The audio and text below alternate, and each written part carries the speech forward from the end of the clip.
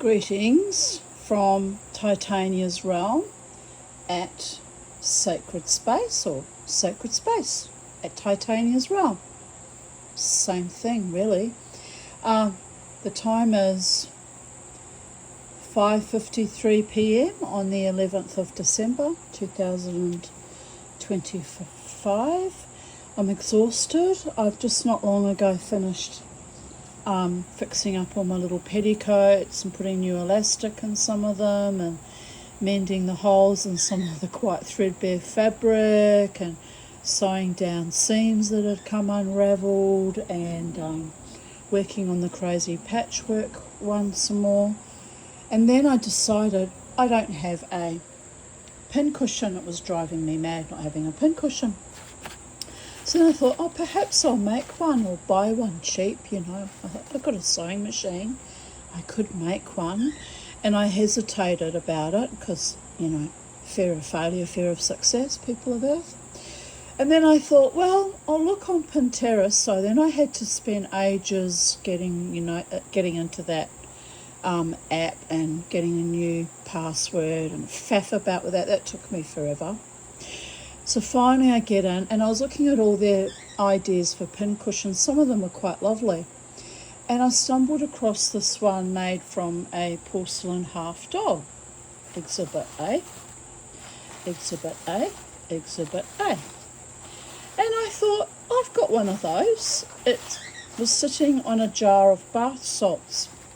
And it literally came from my mother's estate. I've had it since I was allowed her chattels, given her chattels in 2008. And I haven't ever used the bath salts. It just was sitting in my little china cabinet amongst all the other things that I don't really use. And I thought, by the gods, I've got one of those little dollies. I'm going to see if I can make something of it. Not sure what that big stain is there. But anyway, probably a crack or wear and tear or something. But anyway, it doesn't matter. So I thought, I'll have a look at what they've done. But as you can see, she already had a fabulous skirt. I think my mother made that because I recognised the little braiding and, I think I've still got some of that little tiny dolly braiding left somewhere. And I thought, that's quite lovely. But I'll need to turn it into a pincushion. So I went into my material thing, in my linen cabinet. Actually, I saw this piece lying around. And it's a piece of material that actually came from Japan. And I can't remember who gave it to me, whether it was Belinda Daniel or my friend Robin Lawson. But I vaguely remember whoever gave it to me said, yeah, you can have this. It's very nice. I bought it in Japan. So I don't remember which lady gave it to me. But anyway, Mama T, who can't sew,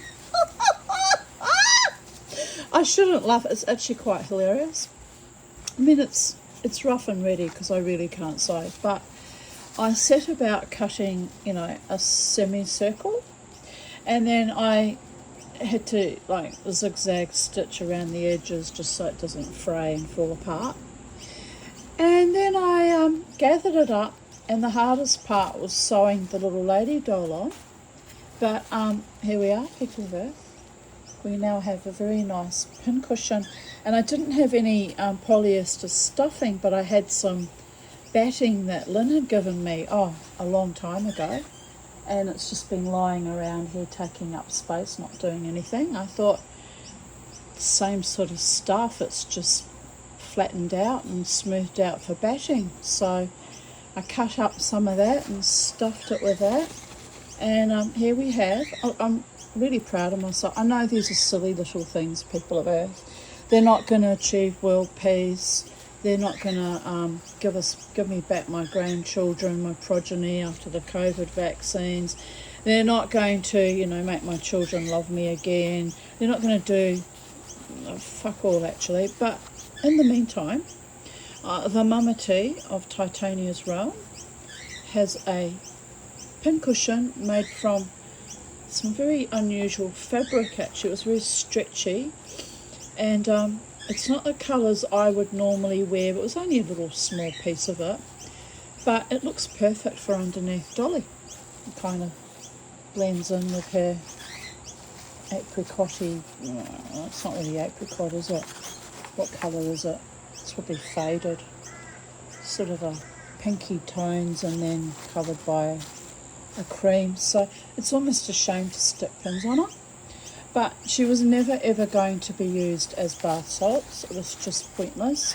And oh, what a journey I had getting the bath salt lid, because Dolly was cemented down to the bath salt lid, and whoever made it did an excellent job. They used some kind of bolt to bolt into the cement inside her base, and they'd even gooped up her little holes that I used to stitch on with this kind of black epoxy type cement.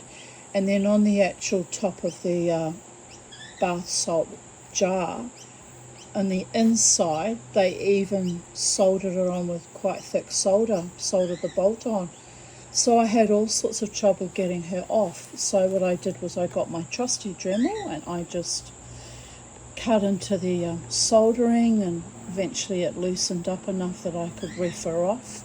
So again, using my silversmithing skills, I managed to rescue Dolly, as Jared would call it. He hates dolls. He's got a phobia of dolls, and the Mama T loves antique porcelain dolls and have a small collection of them actually. So you kind of have to laugh. I don't really have them on display anymore because a few need restringing, and they cost a lot to send to someone to professionally restring. So I just sort of have them propped up in one of my china cabinets in my bedroom.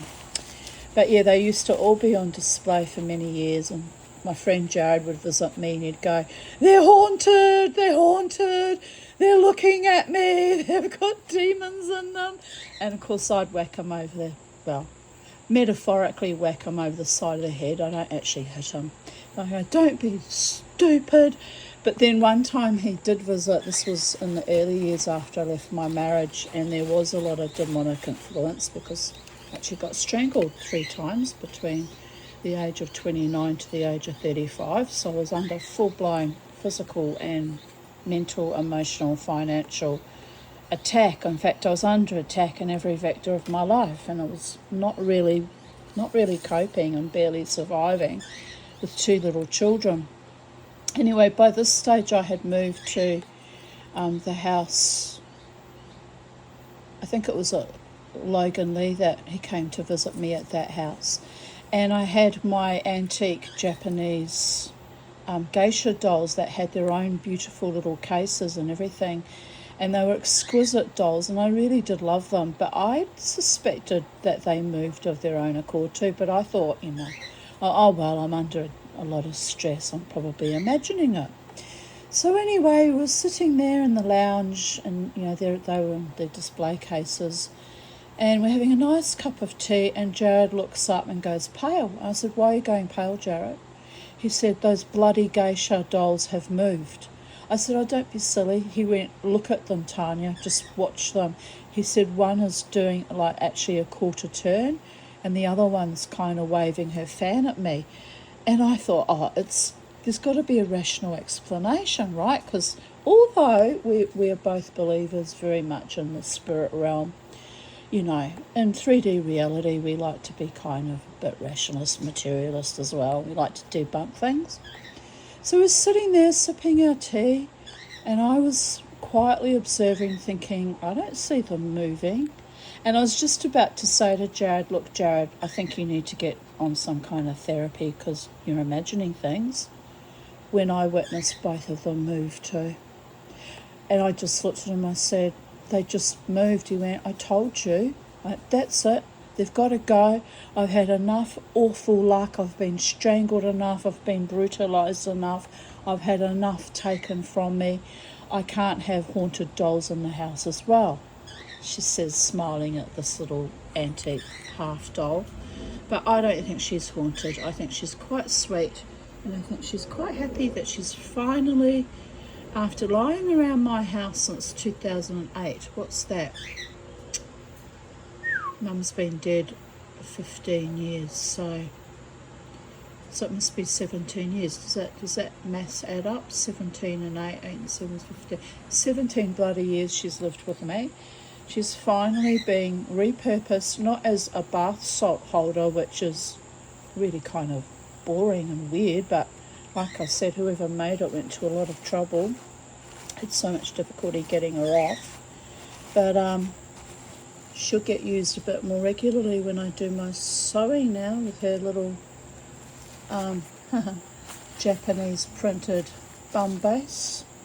So I don't actually want to put the pins through this taffeta skirt because it'll kind of wreck it. So I guess what I can do is she can be a can-can girl, and I'll just flip her up.